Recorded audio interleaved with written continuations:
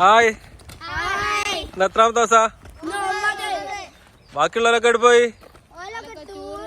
എല്ലാരും ടൂർ പോയി. ഇനി ആരില്ലെങ്കിലും ഒരാളാണെങ്കിലും നമ്മളെ കാര്യങ്ങൾ സ്ഥിരമായിട്ട് ചെയ്യാം അല്ലേ? അപ്പൊ തുടങ്ങേ. നമ്മളെവിടെ ഉള്ള ഓർമ്മ നിങ്ങൾക്ക്?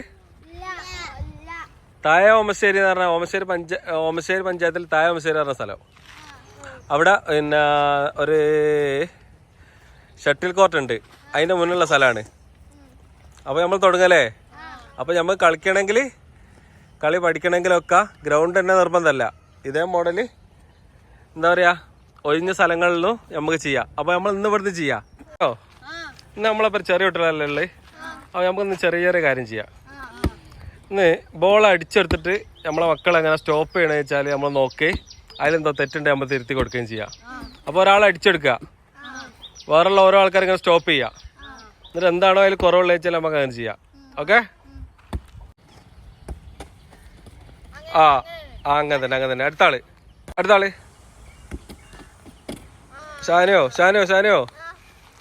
അങ്ങനെ സ്റ്റോപ്പ് ചെയ്യില്ല. എനിക്ക് അച്ഛൻ ഒന്ന് മാറ്റി ബോൾട്ട് ഒന്ന് കാണിച്ചിട്. ഉണ്ടല്ലേ? അങ്ങനെയാണ് സ്റ്റോപ്പ് ചെയ്യല്. അത് മുന്നോട്ട് വരാൻ പാടില്ല. അപ്പോൾ ഒന്നും കൂടി ചെയ്യട്ടോ. ചെറിയ കുട്ടികളാട്ടോ. വാ അങ്ങനത്തെ അതാണ് സിസ്റ്റം. അടുത്ത ആള് നോക്കട്ടെ.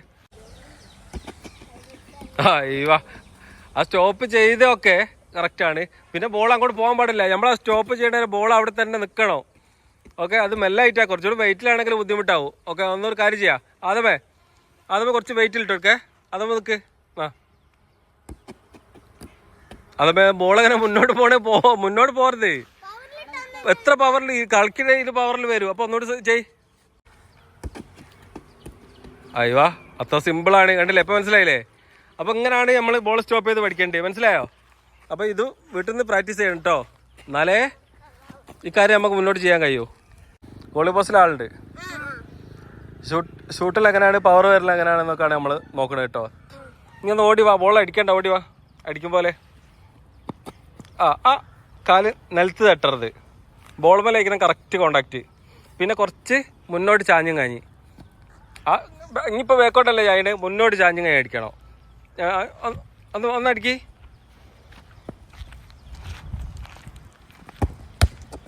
ഇനിയിപ്പോൾ അടിച്ചില്ലേ? അടിച്ച എങ്ങനെ അറിയാം എനിക്ക്? ബേക്കോട്ട് ഇങ്ങനെ വളഞ്ഞും കാഞ്ഞാ അന്നപ്പോൾ പവർ വരില്ല. കുറച്ച് മുന്നോട്ട് കുഞ്ഞും കാഞ്ഞ് കാണിച്ചു തരാം ഞാൻ എങ്ങനെയാണ്. ഒന്ന് കാണിച്ചു കൊടുക്കുക എങ്ങനെയാണെന്ന് അടിക്കൽ എങ്ങനെയാണെന്ന് കാണിച്ചിട്ട്. അത് നോക്കിട്ടോ. അടിക്കണം. മെല്ലെ അടിച്ചാൽ മതിയാ. കണ്ടോ അച്ഛനും ബോഡി കണ്ടോ മുന്നോട്ട് വന്ന്? അതേ മോഡൽ ഇനി നേരത്തെ അടിച്ച ബേക്കോട്ട് ചെറിഞ്ഞുണ്ടോ? അങ്ങനെ ഇരുന്ന് അടിക്കി. കണ്ടോ? ഇപ്പോഴും ഇനി ബേക്കോട്ട് ഉണ്ട്. മുന്നോട്ട് നിൽക്കണോ? ബേക്കോട്ട് ചാരിയാണ് ഇനി അടിക്കുന്നത്. ഇത് കറക്റ്റാണ്. അടി. വാ. കണ്ടില്ലേ? അങ്ങനെ കുറച്ച് നമ്മളെ ബോഡി മുന്നോട്ട് വരണം. സംഭവം ഒക്കെയാണ്, പക്ഷെ കണ്ടെത്തുക പോയേ. ഓക്കെ. കുഴപ്പമില്ല. അത് ശ്രദ്ധിച്ചാൽ മതി ഇടയ്ക്കിടയ്ക്ക്. അല്ലെങ്കിൽ എന്നും ഇങ്ങനെ അടിച്ച് കളിക്കാം കേട്ടോ. വീട്ടിൽ നിന്ന് ഒറ്റക്കാണെങ്കിലും അങ്ങനെ അടിക്കേണ്ട എങ്ങനെ വെച്ചാൽ നോക്കിയോളി. അച്ഛൻ അടിക്കണ പുലിയാണ്. അടിക്ക്. സാറല്ല 2 ബാർ തള്ളിട്ട്. ഓക്കെ, നമ്മൾ നിർത്തല്ലേ? പിന്നെ നമ്മൾ ഒരുപാട് കാര്യം പഠിക്കാനുണ്ട്. നമ്മൾ 9 ദിവസം വന്നുകൊണ്ട് നമ്മൾ വലിയ ഫുട്ബോളർ ഒന്നും ആവില്ല.